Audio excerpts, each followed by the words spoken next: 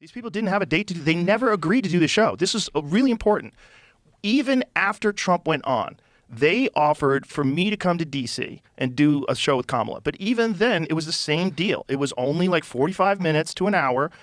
And, you know, it was not on my set. And I said that, look, he did it here. We should probably do it here. Like, if it's possible to do it here. Obviously, when he did it, it had an enormous result. I'm willing to do the same thing for her. I wanted to release both of them on the same day. So, spoiler alert, the people over at the Kamala Harris campaign are still lying. They're still blaming absolutely everyone for their terrible campaign decisions. And a recent account from Joe Rogan completely dispels the notion that has been put forward in a popular book that the left wing is circulating about how Joe Rogan went out of his way in order to screw over Kamala Harris by not having her on the podcast, when in reality, what we discover from Joe Rogan's response is that he ended up giving her every opportunity to appear on the show as long as she appeared in studio in the same manner as President Trump, and it turns out that President Trump was much easier to book than Kamala Harris, and she felt entitled to all these different other perks, and the book that many a left-winger are blindly quoting from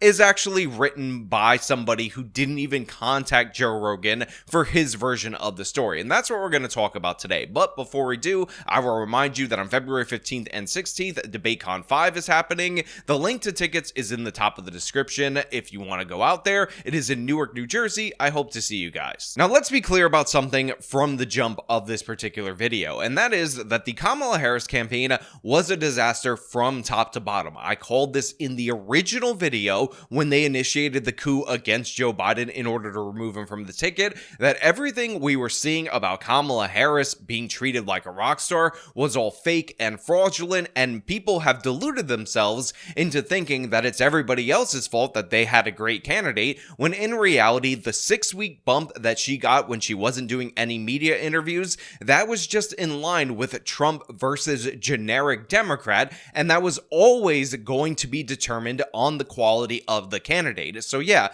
they gassed themselves up, they try to make her into a rock star, when in reality, she was nothing of the sort. She was still the same terrible candidate that didn't make it to Iowa back in 2020, despite the fact that she took all those crazy left-wing positions that ultimately led to her undoing. As soon as she started talking to the press, as soon as it started to seep in to the consciousness of the American people that she was afraid of the press, she was done. She was cooked. And she also showed us that repeatedly with poor media choices, and one of the poorest media choices that she made was not doing an interview with Joe Rogan when he offered her that interview, and even agreed to not talk about a bunch of different topics that she wanted to avoid. But the difference between Kamala and Trump, according to Rogan, unbelievable. I guess it's probably a good time to talk about this. There was a thing that came out recently. There was a book. There was some book about the Kamala Harris campaign where they talked about her getting on this show. And they said a bunch of things that weren't true. They talked to, supposedly talked to like 150 different people about her and, you know, what happened with her coming on the show. I don't know if it's 150, a lot of people. They didn't talk to us, and which is kind of crazy. And which is like, they didn't even ask. But they said things that just weren't true. One of the things they said that weren't true was that we lied about the day that Trump was coming on. No, we just didn't tell you that Trump was coming on. He was already booked a long time ago. This is how it worked. Trump was really easy to book, like super easy. We offered one day. He said yes. That was it. There was no, what are we going to talk about? How long is it going to be? Is it going to be edited? There was nothing. Yeah. What's the waiver? Here, give me that waiver. Sign it. It was so easy. So he was already booked.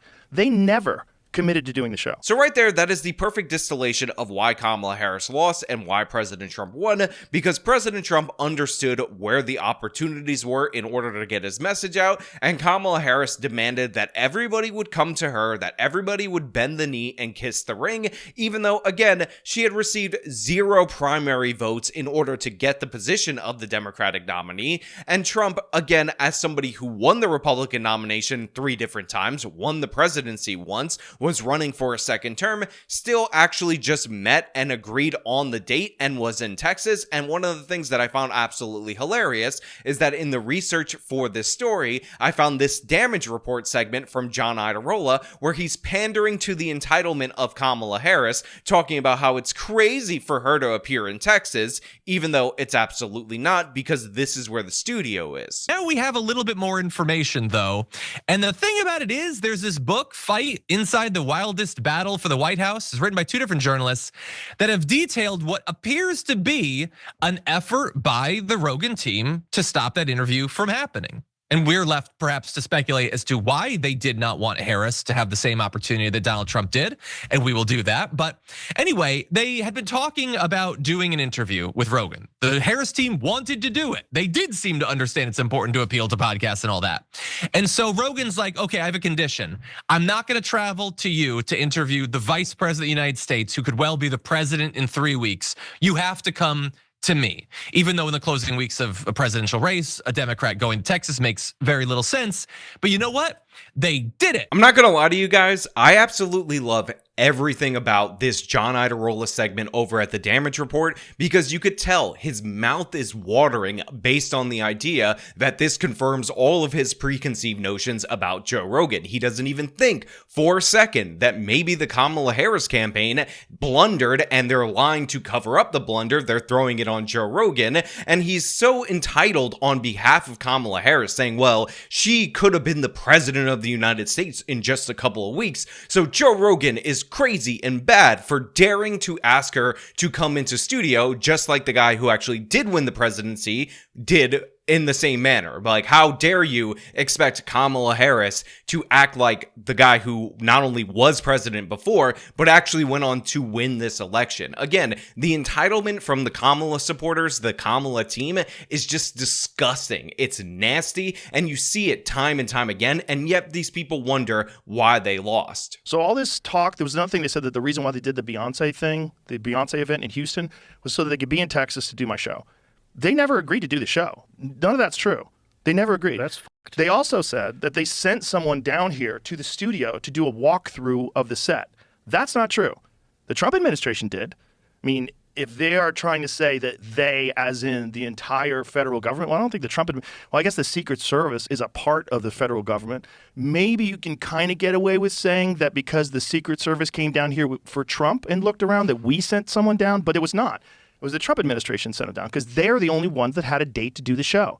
So again, Rogan right here exposes another lie from the Kamala Harris campaign, and that is the fact that they claim they sent somebody to do a walkthrough of the set, when Rogan says that's not the case. She never agreed to a date. In fact, they were basically jerking the Rogan team around, and he even gives her a little bit of a grace and says maybe they're counting when the Secret Service showed up in order to clear the area for President Trump as them sending somebody, as in the federal government, because Kamala Harris was the vice president at the time. But again, all of this could have been clarified if the journalists that participated in the writing of this campaign book actually, contacted Rogan for his version of events. Well, we went through, I've got a whole, we have all the receipts, by the way. Of course. I have a whole list of conversations that took place. They never said she was going to do it. So this whole idea that we f***ed her over and then we f***ed her over for Trump, incorrect. Just not true.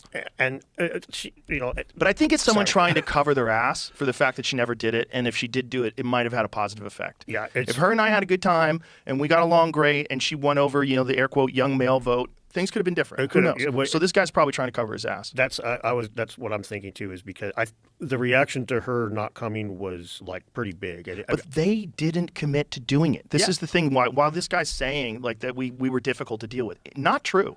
We were super easy. We made it real clear. But also, it's got to be the actual real show. It shouldn't be some fake version of it where I'm sitting in a conference room. Also, they wanted a stenographer in the room.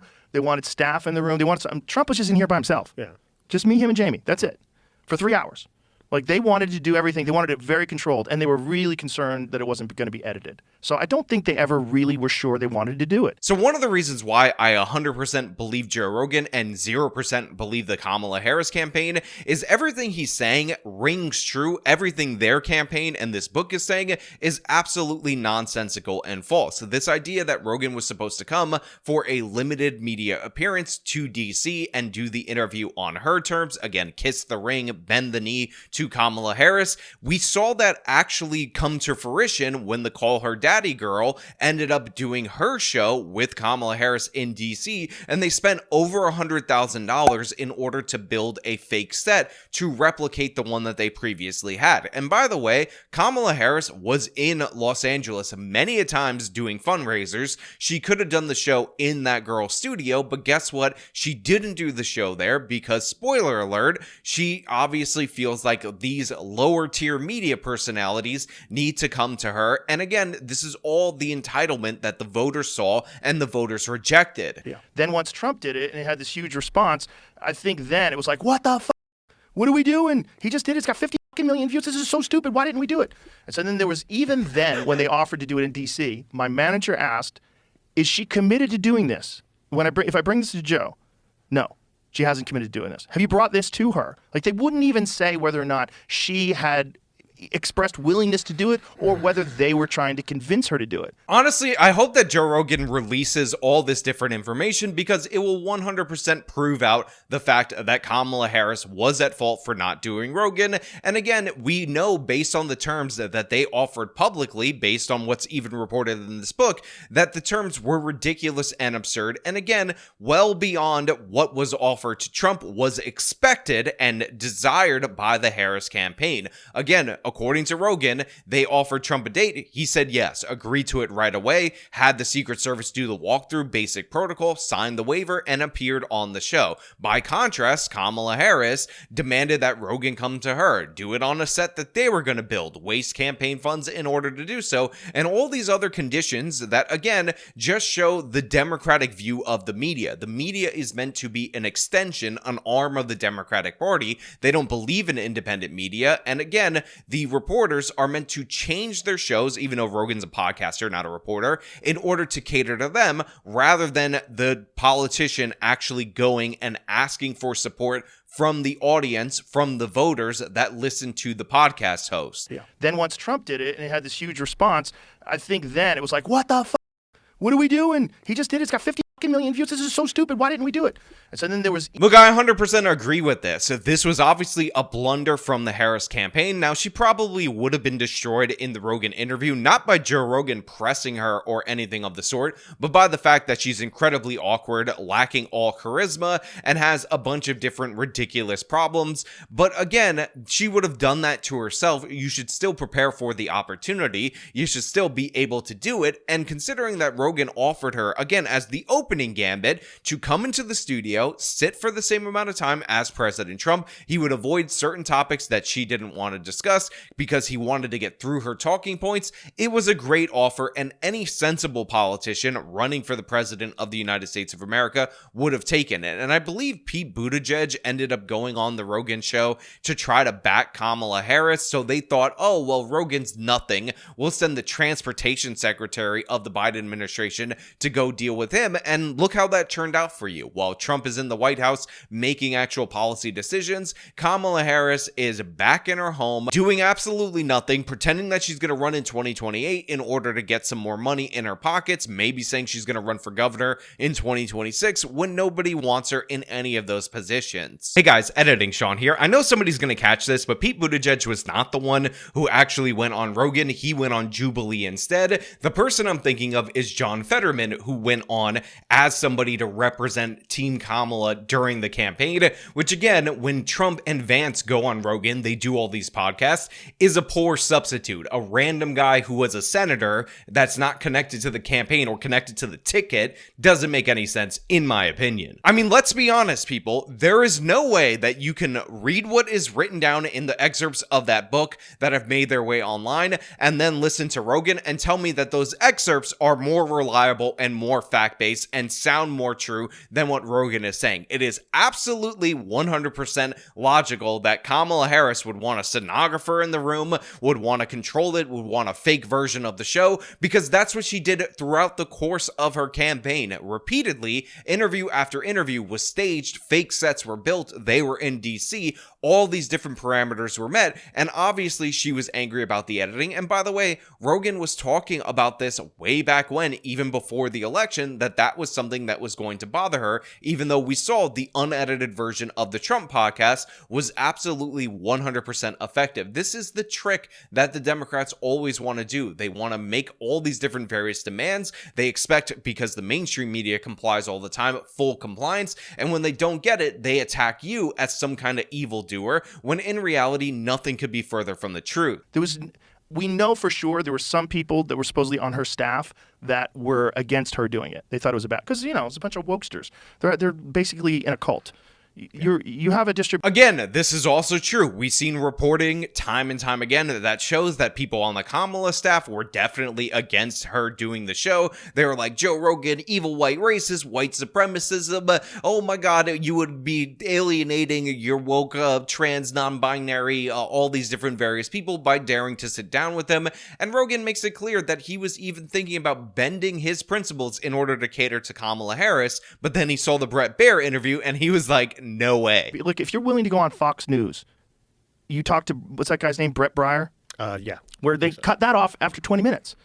When they did that, that's when I was like, look, it's got to be in the studio. It's got to be in the studio, and it's got to be real. It's got to be a real conversation. I had entertained a couple of times going to it, but I was like, 45 minutes is just not enough. You and I have been talking an hour and a half already. Yeah. Yeah, it's just like it's not enough time. Yeah, again, also sounds 100% true. Rogan wanted more time. He's like, you can't have the fully fleshed out conversation with such time constraints. And that is in reality what they were afraid of, what they're terrified of. They didn't want you to know the real Kamala Harris because they were trying to meticulously craft an image of her that was not reflected by the reality. And this is honestly absolutely embarrassing for Kamala Harris. It's embarrassing, or should be embarrassing, for the supposed journalist that wrote the book, that they didn't even go out and get Rogan's side of the story. Absurd, ridiculous, insane. But again, those are just my thoughts. I want to know what you guys think down in the comments below. Do you believe Kamala Harris? I know you don't, obviously. Or do you believe Joe Rogan, even though it's clear he's telling the truth? If you like this video, show him by leaving a like, subscribe for more content, follow me on my social media, support me via the support links in the description of this video. This has been me talking about the entitlement of Kamala Harris. Till next time.